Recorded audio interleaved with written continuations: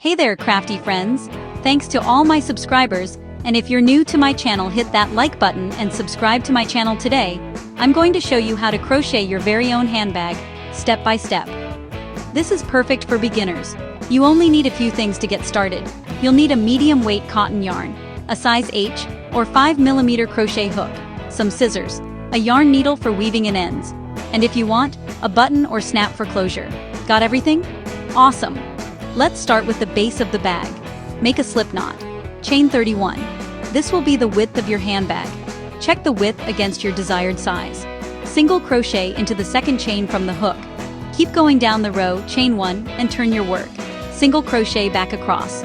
Repeat until you have about 20 rows or until it's as deep as you want. Keep your tension even for a clean look. Aim for a balanced width to height ratio. If you're new, take your time. You're doing great. Fold your rectangle in half, like a book. Use single crochet stitches to join the sides together, working up each side. This forms the body of your handbag. When you reach the top, fasten off. Weave in any loose ends with your yarn needle. Alright, time for the handle.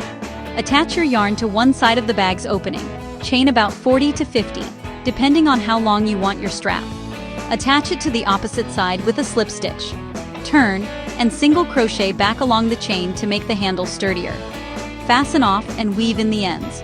If you want a button or snap, sew it onto the inside of the bag now. And just like that, you've got a cute handmade crochet handbag. Let's do a quick recap. You made a rectangle, folded it, joined the sides, and added a strap. That's all it takes. You can customize your bag with colors, stripes, or even little flowers if you're feeling fancy.